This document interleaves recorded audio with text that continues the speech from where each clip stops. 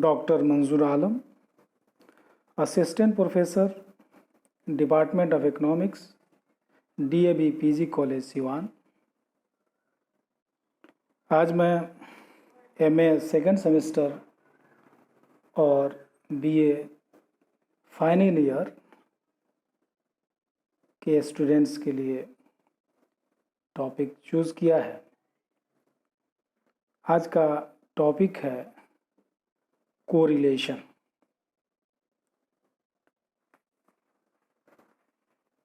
सहसंबंध एक ऐसी सांख्यिकीय विधि है जो दो चरों वेरिएबल्स या श्रृंखलाओं सीरीज के बीच कार्य कारण संबंध यानी कॉजुअल रिलेशनशिप स्पष्ट करती है। दो श्रेणियों तथा समूहों के बीच कार्य कारण संबंध को ही सहसंबंध कहते हैं। यानी कि you can say in English correlation is the statistical tools which study the relationship between two variables. अब आपको मैं सहसंबंध के विशेषता के बारे में बताऊंगा। विशेषता या फीचर्स कह लीजिए कोरिलेशन का। उसके बाद सिग्निफिकेंस के बारे में बताऊंगा। सहसंबंध एक सांख्यिकीय तकनीक है जिसका प्रयोग दो या दो से अधिक चरों के बीच पाए जाने वाले संबंधों को मापने के लिए किया जाता है। सहसंबंध दो या अधिक चरों के बीच पारस्परिक संबंध की दिशा बताता है। तीसरा, सहसंबंध दो या अधिक चरों में पारस्परिक संबंधों की मात्रा यानी डिग्री भी बताता है। चौथा, सहसंबंध दो या अधिक चरों के बीच कारण परिणाम संबंध यानी कि कॉज एंड इफेक्ट और कॉजुअल रिलेशनशिप बताता है। अब आपको इम्पोर्टेंस ऑफ कोरिलेशन और सिग्निफिकेंस ऑफ कोरिलेशन के बारे में बताऊंगा। पहला सिग्निफिकेंस और महत्व है सहसंबंध का। दो चरों के मध्य संबंधों को जानने में सहायक होता है। दूसरा महत्व है एक चर के मूल्य के आधार पर दूसरे चर के मूल्य का अनुमान लगाने में सहायक होता है। तीसरा, शोध तथा ज्ञान के नए स्रोतों की खोज में सहायक होता है। चौथा, व्यावसायिक निर्णय लेने में सहायक होता है। पांचवा, आर्थिक व्यवहारों को समझने में सहायक होता है। और आखिरी में प्रतिपगमन यानी रिग्रेशन विश्लेषण का आधार होता है। अब हम सहसंबंध के प्रकार के बारे में डिस्कस करेंगे यानी कि टाइप्स ऑफ कोरिलेशन। पहला, धनात्मक व ऋणात्मक सहसंबंध, पॉजिटिव एंड नेगेटिव कोरिलेशन। दूसरा, रेखीय व वक्र रेखीय सहसंबंध, linear and non linear correlation. तीसरा, सरल बहुगुणी व आंशिक सहसंबंध, simple, multiple and partial correlation. अब हम सबसे पहले पॉजिटिव कोरिलेशन या धनात्मक या ऋणात्मक कह लीजिए। धनात्मक कोरिलेशन या सहसंबंध यदि दो समंक श्रेणियों में परिवर्तन एक ही दिशा में होता है, अर्थात एक श्रेणी में वृद्धि होने से दूसरी श्रेणी में भी वृद्धि होती है, अथवा एक की कमी से दूसरे श्रेणी में भी कमी होती है तो उनके संबंध को धनात्मक अथवा प्रत्यक्ष सहसंबंध कहते हैं। जैसे वस्तु की पूर्ति की वृद्धि के साथ साथ उसकी कीमत में भी वृद्धि होती है।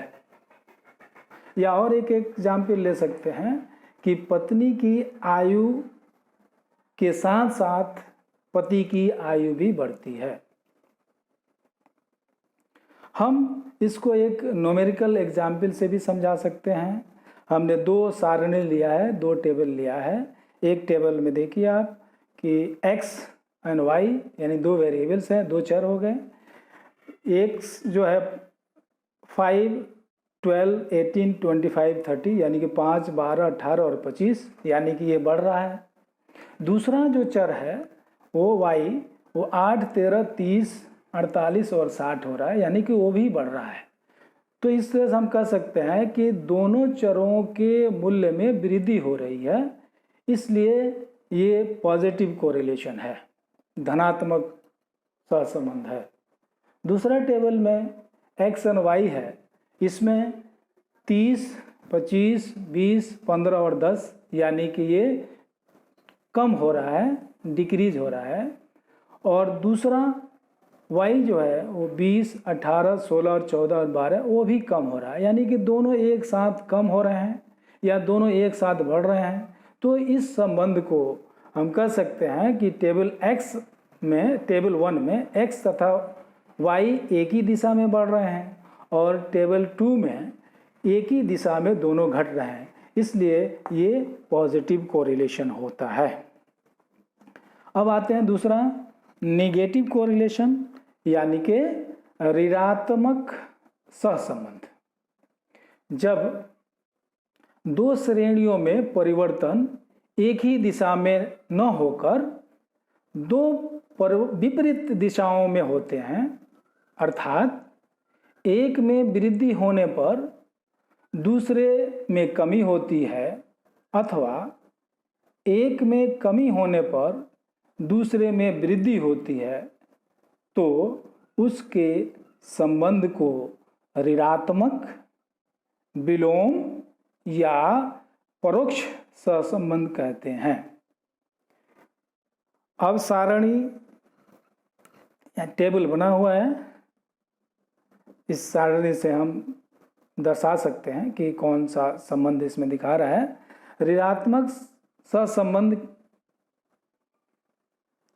1 और 2 टेबल जो है हमारा ऋणात्मक संकेत कर रहा है कि ऋणात्मक सहसंबंध की ओर संकेत कर रही है, क्योंकि दोनों ही दिशाओं में श्रेणियों विपरीत दिशा में बदल रही है।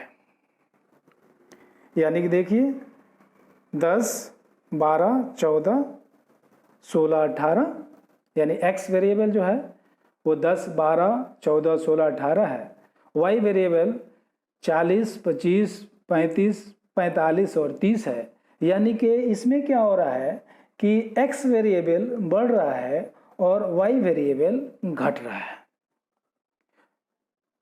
दूसरी टेबल में x और y को दर्शाया गया है, जिसमें x 50, 40, 30, 20, 10 है जो कि डिक्रीज कर रहा है यानी कम हो रहा है, और y 5, 10, 15, 20, 25 जो इंक्रीज हो रहा है। तो हम ये कह सकते हैं कि x के बढ़ने पर y घट रहा है, अर्थात ऋणात्मक सहसंबंध हुआ, और दूसरे टेबल में x के घटने पर y बढ़ रहा है, अतः ये भी ऋणात्मक सहसंबंध हुआ। अब दूसरा जो टाइप्स होता है वो होता है वक्र, रेखीय तथा रेखीय सहसंबंध। वक्र रेखीय तथा रेखीय सहसंबंध या linear correlation and non linear correlation. इसमें सबसे पहले हम लीनियर कोरिलेशन यानी कि रेखीय सहसंबंध के बारे में बताएंगे। यदि दो समंक श्रेणियों के परिवर्तन का अनुपात अस्थाई कांस्टेंट रेशियो होता है तो उनका सहसंबंध रेखीय कहलाता है। उदाहरणार्थ श्रेणी जो सारणी आपका है इसमें बताया गया है x तथा y श्रेणियों में परिवर्तन का अनुपात जो स्थिर है, यानी कि इसका अनुपात 2:1 है, यानी कि 2:1 है। टेबल में देखें आप कि x जो है 10, 20, 30 और 40 यानी कि बढ़ रहा है 10, 20, 30, 40, और y जो है 5, 10, 15, 20 ये भी बढ़ रहा है, लेकिन ये इसका रेशियो यानी कि ये 1 है तो वो 10 है, यानी कि 5 है तो वो 10 है, ये 10 है तो वो 20 है, ये 15 है तो वो 30 है, वो 20 है तो वो 30 है। इससे यह स्पष्ट है कि रेखीय सहसंबंध में दोनों चरों के बीच विचरण का अनुपात अस्थायी रहता है और रेखीय सहसंबंध वाले चर मूल्य को यदि ग्राफ पेपर पर अंकित किया जाए तो एक सीधी रेखा प्राप्त होती है, जो इस डायग्राम में आपको दिखाया गया है कि बढ़ते हुए क्रम में एक सीधी रेखा जा रही है। अब तीसरा जो है ये उसी का यानी कि दूसरा भाग जो है क्या है, वक्र रेखीय सहसंबंध, यानी कि इंग्लिश में नॉन लीनियर कोरिलेशन। वक्र रेखीय सहसंबंध क्या होता है? जब दो समंक श्रेणियों के परिवर्तन का अनुपात स्थिर न होकर और न रहकर परिवर्तनशील होता है तो उनके बीच वक्र रेखीय सहसंबंध को दर्शाती है। यदि ग्राफ पेपर पे इसको प्रदर्शित किया जाए तो एक वक्र रेखा प्राप्त होती है जो वक्र रेखीय सहसंबंध को दर्शाता है। जैसे इस टेबल में x एंड y हमने लिया, उसमें 10, 20, 30 और 40 और y 5, 7, 12 को लेकर एक ग्राफ बनाया, जो ग्राफ जो है वो सीधी न जाकर बल्कि वक्र रेखा में यानी कि तिरछी मुड़ी हुई है, तो इसको हम नॉन लीनियर रिग्रेशन कहते हैं।